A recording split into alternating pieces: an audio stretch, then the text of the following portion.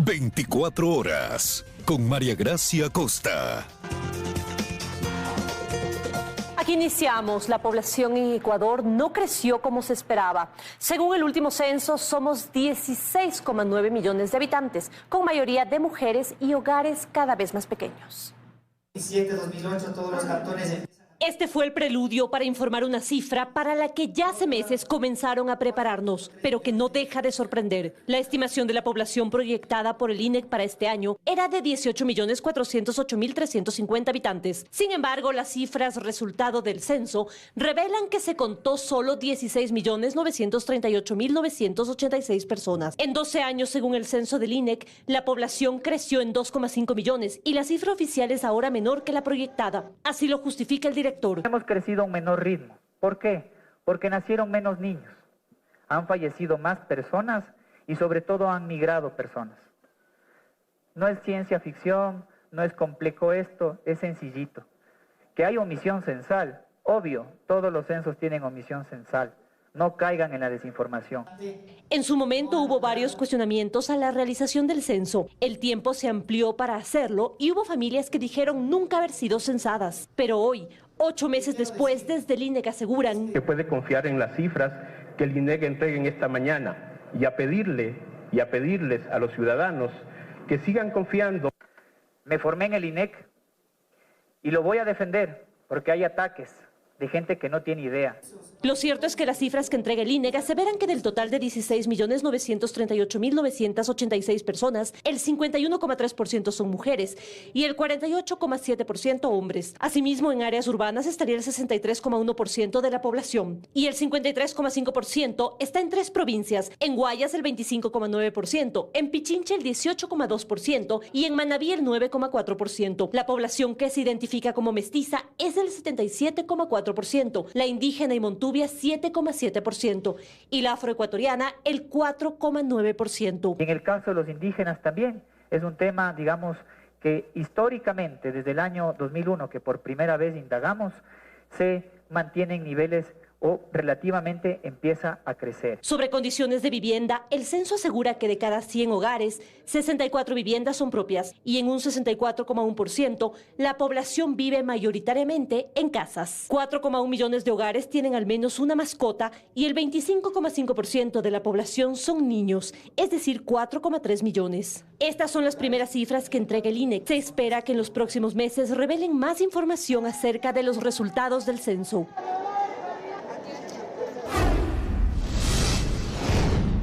La etapa de maduración del fenómeno del Niño evoluciona más rápido de lo esperado, según un comunicado del Centro de Investigaciones de este fenómeno. Ante este hecho, se mantiene la probabilidad de que este evento natural sea fuerte.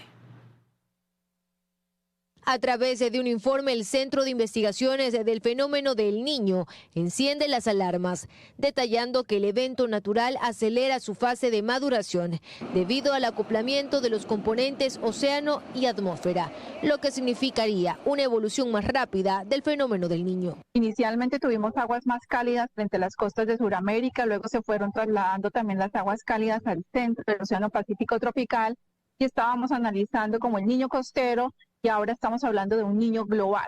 Y de ahí que, dada estas condiciones, el evento El Niño podría alcanzar la categoría de fuerte. Entendamos que sigue evolucionando, que el fenómeno del Niño está presente, que debemos estar muy atentos, dado que se acorta ese periodo como de tregua para prepararnos y para tomar las medidas necesarias. Ya que asimismo es muy probable que el fenómeno del Niño coincida con el temporal de lluvias del país.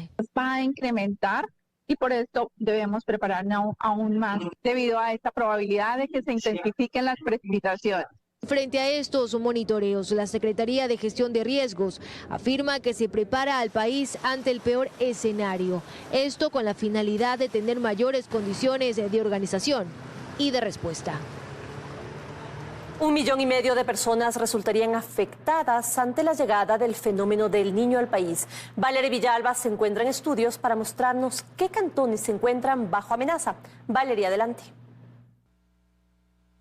Y muchas gracias. La Secretaría de Gestión de Riesgos identificó a 33 cantones de 4 provincias de la costa que estarían bajo amenaza ante la llegada del fenómeno del Niño por el riesgo de inundaciones tras el posible desbordamiento de ríos. Se estima, atención, que 1,5 millones de personas resulten directamente afectadas por el Niño. Y es que si revisamos el mapa, en la provincia del Guayas serían 19 los cantones susceptibles. Pero Salitre, Alfredo Vaquerizo Moreno y Yaguachi tienen el 97% de territorio susceptible de inundaciones. Otras como Milagro, Daule y San Borondón, en cambio, superan el 80%. En Manabí se ha identificado a los cantones de Portoviejo, Tosagua y Rocafuerte. En El Oro, 3 cantones: Machala, El Guabo y Pasaje. Y en la provincia de Los Ríos, 8 cantones, entre ellos constan Baba, Palenque, Pueblo Viejo y Babahoyo. Y en esa provincia se encuentra nuestra compañera María Mercedes Pesantes, quien nos va a mostrar cómo se están preparando ante la llegada del fenómeno del Niño. Hola, Meche. ¿Qué tal, compañeros en estudios y amigos televidentes? Así es, yo me encuentro en la ciudad de Quevedo, en la provincia de Los Ríos, una de las provincias del país que se vería muy afectada por el fenómeno del Niño, producto de desbordamiento de ríos y estancamiento de agua. Nosotros realizamos un recorrido con las autoridades locales para conocer qué medidas de mitigación se están implementando a propósito del fenómeno El Niño. Veamos. Es terrible. Los fenómenos del Niño, mucha gente hemos tenido que emigrar a otros sectores porque siempre hay los deslizamientos de tierra. Es lo que afirma Félix, uno de los moradores de la Ciudadela Bellavista en el centro de Quevedo, una de las ciudades del país que más sufre los estragos de la época invernal, y la ocurrencia del fenómeno El Niño daría paso a problemas de deslizamientos, estancamiento de agua y desbordamiento de ríos. Se trata de una ciudad con un poco más de 240,000 habitantes. De estos, 32,000 viven en zonas de riesgo. Los sectores que se verían más afectados son las parroquias San Camilo, San Cristóbal, La Venus y El Guayacán.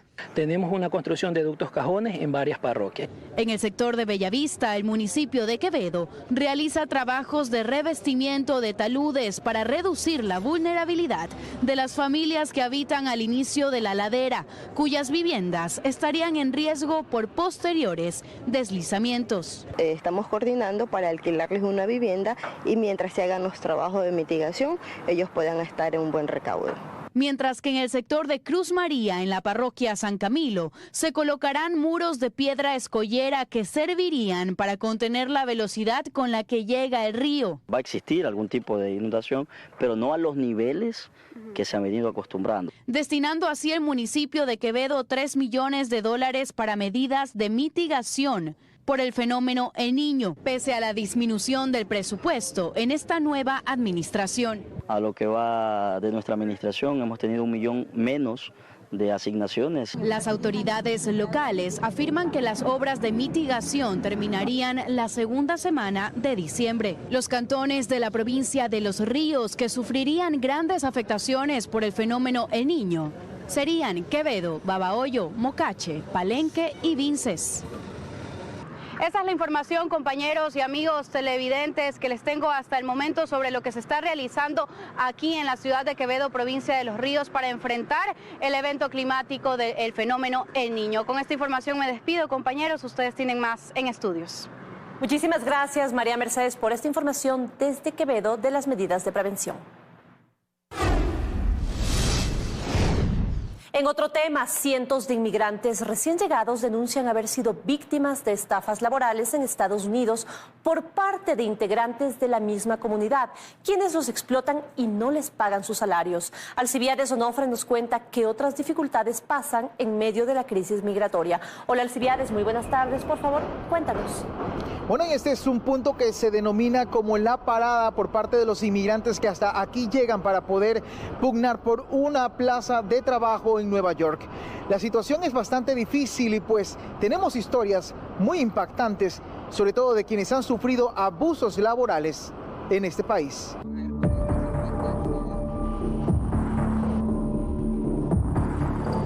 Como uno se sueña en que llegaré en Estados Unidos, voy a estar mejor vida, ¿no? A veces trabajamos, a veces somos explotados ya. Esta es la realidad todos los días en la parada de la calle 64, corazón de Queens, Nueva York.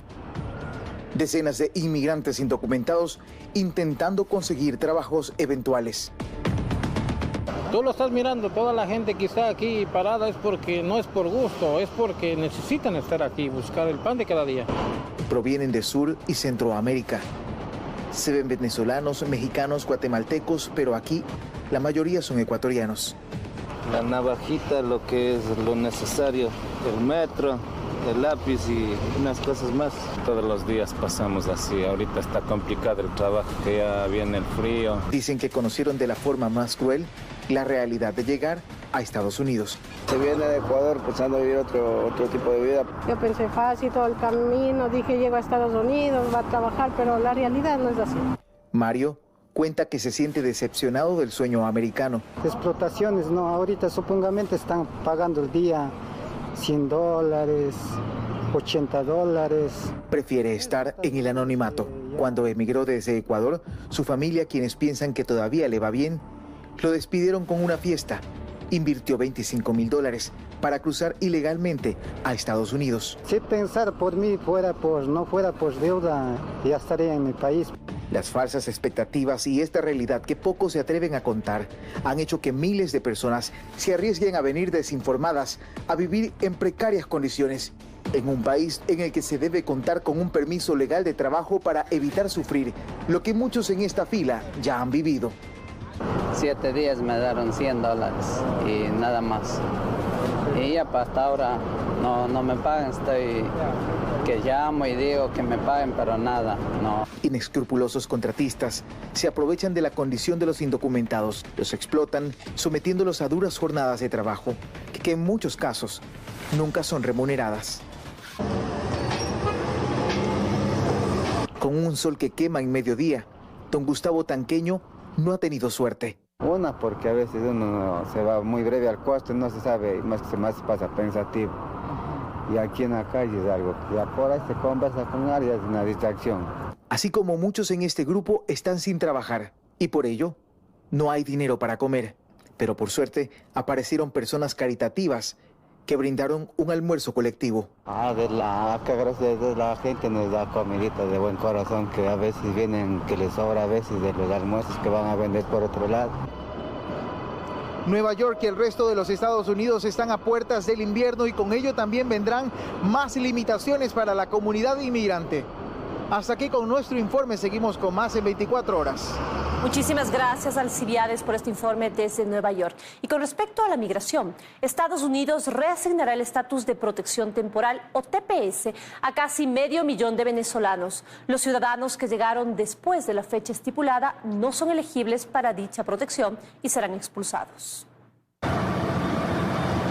Son exactamente 472,000 los migrantes venezolanos que recibirán amparo migratorio por 18 meses en Estados Unidos, luego de que el gobierno de Joe Biden prolongó y reasignó el estatus de protección temporal TPS, que otorga permiso de residencia y trabajo a los ciudadanos del país caribeño que hayan entrado a territorio estadounidense antes del 31 de julio de 2023.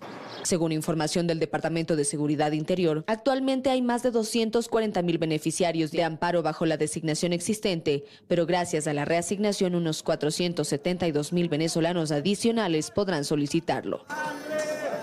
La decisión se tomó, según el gobierno estadounidense, debido a la creciente inestabilidad y falta de seguridad en Venezuela. Bajo la nueva designación, los solicitantes deben demostrar que son ciudadanos venezolanos o personas sin nacionalidad con la última residencia habitual en Venezuela, que han vivido continuamente en Estados Unidos desde el 31 de julio y que cumplen con otros criterios que se detallarán próximamente. Washington destacó que los venezolanos que llegaron después de esa fecha no son elegibles para dicha protección y serán expulsados si se determina que no tienen una base legal para quedarse. El programa fue establecido por el Congreso para ciudadanos extranjeros que no pueden volver de manera segura a su país debido a desastres naturales, conflictos armados u otras condiciones extraordinarias. Esto ocurre en momentos en los que los agentes fronterizos estadounidenses se vieron abrumados por solicitantes de asilo en varios puntos de la frontera de Estados Unidos con México. En la pequeña Eagle Pass, en Texas, casi 6,000 migrantes cruzaron la frontera en 2 días, lo que llevó a las autoridades estadounidenses a cerrar uno de los 2 cruces fronterizos de la ciudad para reasignar funcionarios debido a la afluencia. Mucha fe, mucha decisión para venir para acá. porque es dura para llegar acá, no es fácil. Los cruces fronterizos cerraron la última semana por razones similares en San Diego y El Paso, Texas. Amigos, es momento de hacer una pausa, pero enseguida, cada vez más solo el presidente del Consejo de Participación Ciudadana. El ex juez constitucional Ramiro Ávila cree que Allen Berbera debe ser destituido. Además, están listas las papeletas para la votación en el exterior. El domingo inicia la campaña de segunda vuelta. Les contamos más al volver. Eso con más noticias. El ex juez constitucional Ramiro Ávila dice que las acciones del presidente del Consejo de Participación Ciudadana y otros consejeros son un atentado a la independencia y que deben ser destituidos. Mientras tanto, quienes están en el ojo de la polémica sostienen que si eso pasa, apelarán a instancias internacionales. Han pasado ya 20 días desde que el presidente del Consejo de Participación Ciudadana, Allen Berbera, abriera la puerta para la conformación de una veeduría ciudadana que busca evaluar a los jueces de la Corte Constitucional que fueron designados por el transitorio y con ello poner en riesgo su propia permanencia en el cargo. El ex juez constitucional Ramiro Ávila sostiene que Vera y los consejeros que han apoyado sus actuaciones se han empeñado en cumplir una agenda política, violando así un dictamen expreso de la Corte Constitucional, por lo que a su criterio deben ser destituidos. Si uno suma esto que está haciendo el Consejo de Participación, en particular el señor Vera, a lo que hizo con la señora fiscal, no solamente que hay un incumplimiento de dictamen, sino también creo que hay un atentado a la independencia judicial de la Corte. Yo creo que tienen que ser destituidos. No se ha violentado ningún dictamen. Los consejos posteriores a la administración Trujillo no pueden revisar de oficio las decisiones de aquella administración. Pero nada dice el dictamen sobre la facultad de la ciudadanía de fiscalizar todos los actos del poder público. Ese es el principal argumento que utilizarán los consejeros que están en la mira durante la audiencia del próximo lunes, convocada por la Corte Constitucional. Pero uno de ellos, la consejera Johanna Verde Soto, decidió abandonar ese barco. Entiendo que lo que ha pasado con Johanna es sobre la base del temor a ser destituida, presenta esta cuestión a última hora. Verde Soto ha preferido no pronunciarse pese a varias insistencias. En todo caso, quienes podrían ser sancionados aseguran que confían en la Corte Constitucional. Sé que hay gente que, más allá del revuelo mediático, va a fallar en derecho. Si la Corte Constitucional finalmente no decide por la destitución, yo creo que se está generando un precedente a efectos de abrir una puerta que va a permitir que cualquier autoridad pueda incumplir un dictamen de la Corte Constitucional. De ser destituidos, dicen que acudirán al Sistema Interamericano de Derechos Humanos, aunque para Ávila y Benavides aquello solo representaría una acción infructuosa más.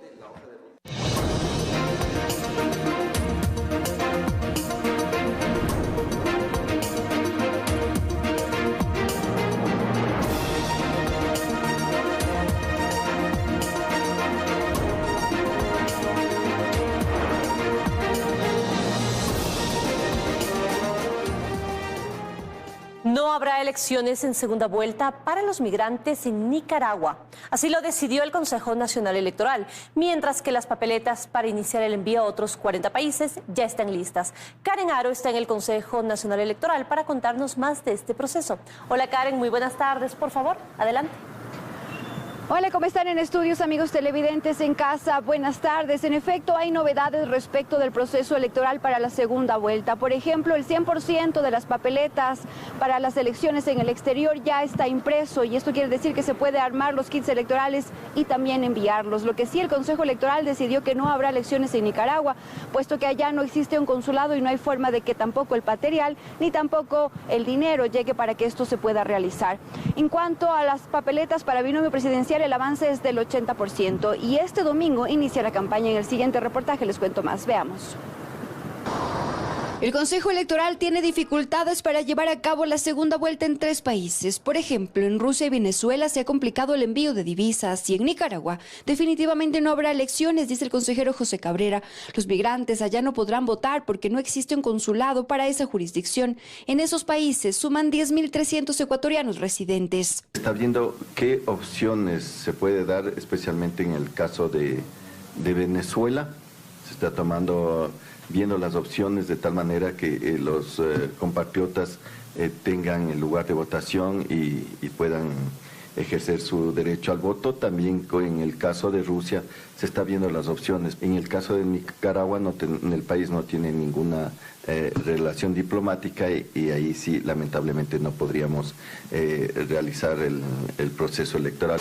En cuanto a la impresión de papeletas, también hay avances. Por ejemplo, para asambleístas nacionales y del exterior ya está al 100%. Por ello, iniciarán con el armado de kits electorales. Para binomio presidencial, papeleta que se distribuirá en el territorio ecuatoriano, el avance es del 80%. Esto debemos tener ya integrado y listo para que se pueda emitir y llevar al exterior hasta el día 26 de septiembre. Nosotros tenemos entre 8 hasta 12 días como máximo para la entrega en el exterior. Además, este domingo 24 de septiembre arranca la campaña electoral para la segunda vuelta. El consejero Cabrera recordó que no está permitido en esta etapa. Estos spots publicitarios o la información que se encuentre en vallas publicitarias deben tener el código de autorización del Consejo Nacional Electoral. Es prohibido que se induzca a la violencia, es prohibido que no se respete la dignidad humana, temas de spots en donde que no se respete la dignidad humana. Y para la ejecución de la campaña, el CNE aprobó ya el Fondo de Promoción para los Binomios. Respecto de esta campaña, también el Consejo Electoral ha dicho que incrementará el monitoreo respecto que todo este tiempo los candidatos en segunda vuelta han hecho campaña, no formal, pero lo han hecho. Es la información a esta hora, continúan ustedes con más, que tengan una buena tarde. De igual manera, Karen, muchísimas gracias por la información. Y detrás de la campaña de Luisa González aparece la figura de otro politólogo español, Fernando Casado, quien ha sido duramente criticado por sus elogios al gobierno de Nicolás Maduro, que considera una real democracia. Casado es hoy uno de los asesores más cercanos a la candidata del correísmo. De entre sus asesores, uno de los más cercanos, el español Fernando Casado, quien en esta segunda vuelta es parte clave de la estrategia de comunicación en la campaña de Luisa González. Tras bastidores, recopila información, dirige, acompaña. Su cercanía al correísmo no es ninguna novedad, no la esconde en sus redes sociales. En videos aparece complaciente junto al expresidente Correa. ¿Cree, presidente, que ahora mismo hay alguien que niegue que con Correa estábamos mejor? Y también con Allen Berbera, a quien respaldó en campaña. Casillero 2. Casillero 2, Allen Berbera. Ahora en Ecuador, antes en Venezuela. Casado fue criticado por sus halagos al régimen de Nicolás Maduro, al que considera una verdadera democracia, y tuvo la oportunidad de decírselo en persona. Porque esto no es una dictadura, esto es una democracia de verdad. Esto es una democracia participativa y protagónica, donde la gente va a intentar liberar realmente a los pueblos. Es usted una inspiración para todos los pueblos del mundo, es usted una inspiración para España, es usted... En ese país publicitó su libro llamado Antiperiodistas, un compendio de testimonios de quienes en medios, según Casado, se han dedicado a hablar mal del chavismo. Y todo viene con nombre y apellido. Tenemos quizás a algunos de los periodistas más importantes en el plano internacional que han hablado mucho y mal de Venezuela, confesando lo mal que hacen su trabajo sobre Venezuela. Un discurso que replica en ponencias como esta, sobre Alex Saab, procesado en Estados Unidos por lavado de activos, al que Casado considera un perseguido político. Hoy con la camiseta del correísmo puesta en Ecuador, es parte de la campaña de Luisa González, sobre quien también llovieron críticas por sus declaraciones en torno a la realidad venezolana. Los venezolanos están corriendo de Ecuador, tienen terror a Ecuador, se están yendo a Venezuela. ¿Saben por qué? Porque Venezuela tiene mejores condiciones de vida que Ecuador ahora. Que en Venezuela se está mejor, que su gobierno ha planteado el camino correcto. Un discurso que su asesor viene sosteniendo durante años. Una vía que es la correcta y que es la que se está siguiendo en este momento en Venezuela. Pero que se contrapone con la realidad. Decenas de miles continúan dejando Venezuela, arriesgando sus vidas en la selva del Darién, para alejarse de esa realidad a la que el asesor de la candidata Luisa González calificó de verdadera democracia. 7.7 millones de personas han dejado ese país hasta la fecha, según ACNUR.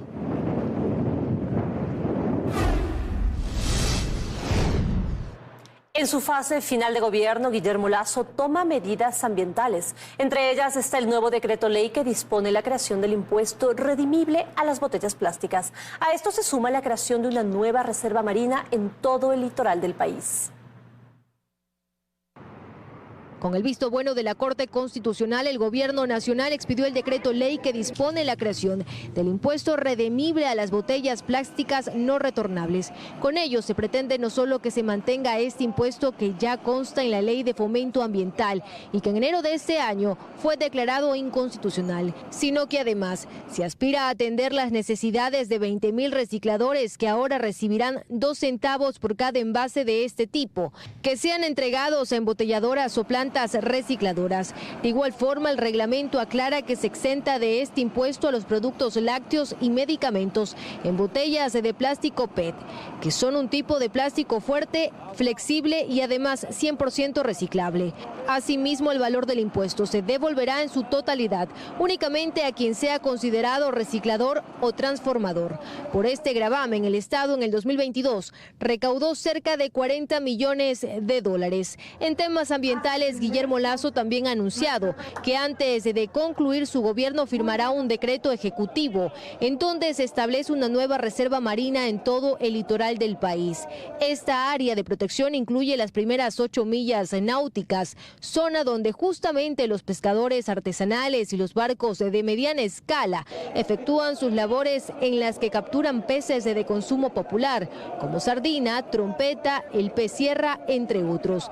Y de ahí la inconformidad del sector pesquero artesanal, que espera que en las próximas semanas se socialice este proyecto de ley, que también apunta a una protección frente a la pesca ilegal.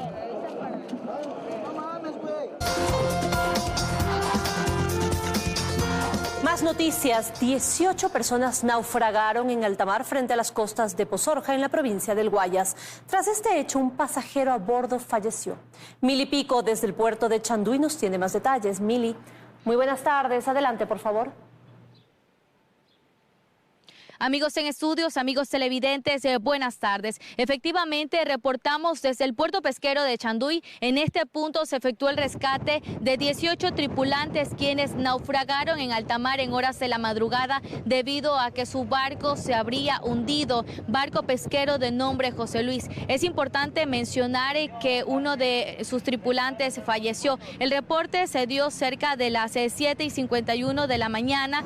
El personal del ECU 911 también coordinó de manera oportuna con personal de Fuerzas Armadas, Policía Nacional, Ministerio de Salud Pública y bomberos de Santa Elena para movilizar equipos especializados en rescate acuático y que atiendan este reporte. Según datos proporcionados por el personal de las Fuerzas Armadas, el evento habría ocurrido a causa de una mala maniobra. Mientras tanto, nosotros seguiremos recabando información. Seguimos en estudios con más. Buenas tardes. Buenas tardes, Mili, muchísimas gracias. Recientes hechos de violencia en zonas cercanas a instituciones educativas han provocado la inasistencia a clases por parte de los alumnos. La crisis de inseguridad que se vive en el Cantón Durán obliga a las autoridades a tomar acciones a nivel nacional, algunas de las cuales podrían ser insuficientes. Violencia generada cerca de las escuelas y colegios, niños huyendo de las balas y expuestos a riñas ajenas, parecen motivo suficiente para que algunas escuelas y colegios hayan optado por regresar a clases virtuales. El Cantón Durán en Guayas ha sido el epicentro de la violencia con registros policiales de hasta 17 asesinatos en una semana. En estas condiciones, la decisión de dar clases virtuales no solo ha sido de las autoridades del cantón. Muchos padres de familia prefieren que sus hijos se queden en casa. Se calcula que más del 70% de los estudiantes dejaron de asistir a clase. Pero la virtualidad no es una alternativa aceptada desde el Ministerio de Educación. La ministra María Brown tiene sus razones. La institución educativa sigue siendo el espacio más seguro. Los estudiantes han sido víctimas de este tipo de hechos execrables. Es en los traslados en la vía pública principalmente, pero también inclusive en zonas cercanas a sus hogares. Y para sortear esta crisis, la ministra ha anunciado que a nivel nacional se contratará seguridad privada para las escuelas, que los patrullajes serán intensificados en 1.000 planteles. En muchas ocasiones en estas comunidades, al ir a clases virtuales, los niños, niñas y adolescentes permanecen sin supervisión en la jornada escolar, dejan sus casas, están en las calles y son más fácil presa o para ser víctima de violencia o incluso de reclutamiento. Si bien los eventos de violencia no se han registrado al interior de los establecimientos, ¿cómo pensar en que una escuela es segura para los niños y jóvenes? Para el analista Fernando Carrión, la crisis de seguridad del sector educativo en el país tiene varios orígenes y quizá algunas soluciones que no se están planteando. Los alrededores de los establecimientos educativos, llámense colegios, escuelas o universidades, tienen una incidencia muy clara respecto de algunos de los hechos que generan violencia en esas zonas. Y eso es manejado principalmente por los municipios. Que tampoco el llamado Plan Escuela Segura será suficiente mientras no se ataque las estructuras de la delincuencia organizada. Nosotros sabemos perfectamente bien que a la entrada de los recintos educativos ocurren dos cosas. Uno, la venta de drogas para prácticas iniciáticas o para fortalecimiento de ese mercado. Y la segunda es el robo o el hurto de teléfonos celulares y computadoras. Hasta tanto, policía, fuerzas armadas y seguridad privada deberán garantizar que niños y jóvenes de miles de escuelas en el país estén seguros en el lugar que jamás debió ser un peligro, que dejen de ser víctimas colaterales de enfrentamientos ajenos. Así, la ola de violencia sigue comprometiendo el acceso a la salud y a la educación. En Ciudad Victoria, al noroeste de Guayaquil, las clases en una unidad educativa, así como la atención en un dispensario médico, se realizan de forma parcial tras un intenso tiroteo registrado ayer. Todos al piso fue la orden que se dio en lo que debió ser un día normal de clases, que fue interrumpido por un fuerte tiroteo. En imágenes, estudiantes de primaria, niños, de la unidad educativa Antonio Flores Gijón, ubicada en Ciudad Victoria, al noroeste de Guayaquil. Y es que a metros en el dispensario de salud que se ubica cruzando la calle, un grupo de delincuentes armados tenía sometido al personal médico. Habían llegado reclamando por la fuerza de atención para uno de los suyos, que había sido blanco de sicarios minutos antes. Estaban justamente las personas familiares exigiendo que de una forma altanera que se le atienda. Cerraron las puertas del dispensario, retuvieron a enfermeros y médicos, dispararon al aire. Fueron casi 30 minutos de terror. Los doctores nos llamaron a nosotros nos activamos y vinimos a resguardar. Se activó el código plata, la policía llegó, los delincuentes huyeron. No se detuvo a nadie. Este jueves el dispensario amaneció con las puertas cerradas y un letrero que advertía que no había atención. El personal médico exigía garantías mínimas de seguridad tras lo ocurrido. Y afuera la fila de pacientes crecía con el pasar de las horas. No va a haber atención ahorita por el momento, dice. Tenemos que ver la oportunidad de que todo esto cambie, señor, porque hay demasiada violencia. No podemos continuar con esto. Finalmente solo se atendió a los que tenían una emergencia. En la unidad educativa tampoco se pudo regresar a la normalidad. Después de lo ocurrido, varios profesores prefirieron no presentarse a clases hoy. Algunos padres optaron por llevarse a sus hijos o simplemente no enviarlos a clases. No sabemos lo que está pasando aquí. Cerquita, por los niños escucharon a la detonación de harta, vale. Un hecho que ocurre en medio del pedido desesperado del gremio de profesores y médicos por garantías para poder trabajar. Son deberes primordiales del Estado según la Constitución. Garantizar el acceso a la salud y a la educación, derechos que hoy se ven vulnerados en el contexto de una profunda crisis de seguridad. Y la ejecución del plan de fortalecimiento a la Policía Nacional avanza lentamente. Esta mañana, por ejemplo, el gobierno entregó 20 camionetas básicas a la Policía Judicial que serán trasladadas a todas las ciudades del país.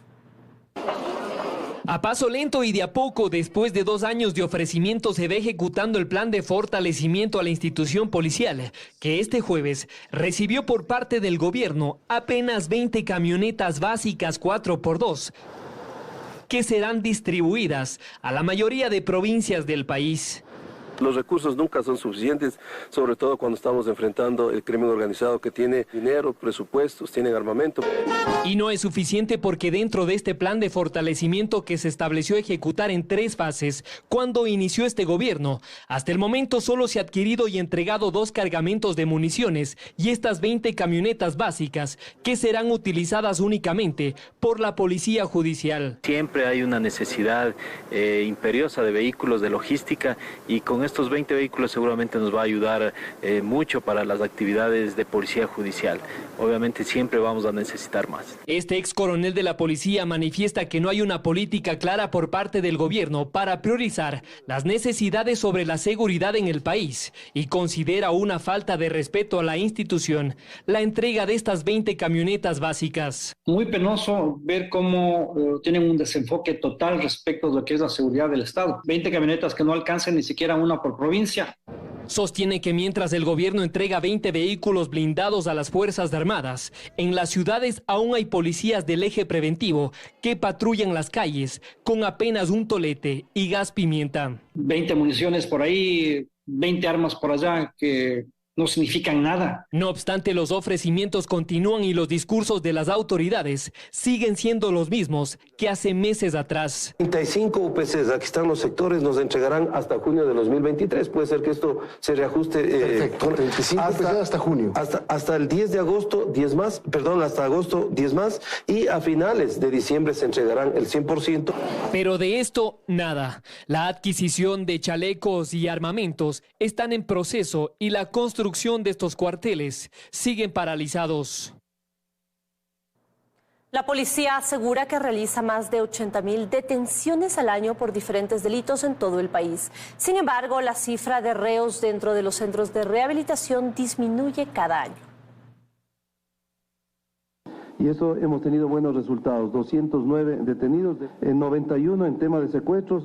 Cada vez culminado un estado de excepción se menciona el balance del mismo, en donde se detallan las bandas desarticuladas y los ciudadanos detenidos. Desde el 2021 hasta julio del presente año se han registrado más de 218.000 detenciones, que corresponden a 231 retenidos por día. Y aquí la pregunta que salta es, ¿dónde están estos detenidos? Hay actos de corrupción. Hubo varias medidas. Una fue un proceso de indulto. Según cifras del gobierno, en 2021, dentro de los 36 centros carcelarios del país, existían 39.000 reos. A diciembre del 2022, la cifra disminuyó a 31.321. ¿Por qué la disminución? Hay entre el sistema judicial y el sistema también penitenciario del Ecuador, hay actos que riñen notablemente contra la honestidad. Y es que una de las hipótesis que manejan los expertos es que las boletas de encarcelamiento son compradas. Por lo tanto, el retenido no cumple su condena. El sistema judicial emite una orden de encarcelamiento, esa orden de encarcelamiento es ficticia para actores en el sistema penitenciario especialmente, y se compra de alguna manera esa libertad. Y aquí un ejemplo de cómo delincuentes son detenidos pero días después liberados. A inicios de septiembre se conoció el caso de un secuestro en Samaná 6 en Guayaquil. Padre e hijo fueron raptados y posteriormente liberados por la Policía Nacional, que mediante un operativo capturó a 8 sujetos implicados, de los cuales 2 habían sido beneficiados con medidas sustitutivas 15 días atrás. A esto se le añade que en varias ocasiones el SNAI ha abogado por líderes de bandas criminales que han logrado salir de prisión. Sucedió con el ex cabecilla de los choneros Junior Roldán, que se favoreció de la prelibertad con una calificación de más de 6 puntos durante su proceso de rehabilitación. Otra de las razones por la que la cifra de retenidos no concuerda con la cantidad de reos existentes en las cárceles del país es por los indultos presidenciales otorgados A personas que cometían delitos menores por robo, etcétera, etcétera. Que yo creo que con el cambio de gobierno eso se va a revisar. Expertos en seguridad no descartan que estos indultos también fueron mal utilizados por reos que no se encontraban en situaciones de vulnerabilidad.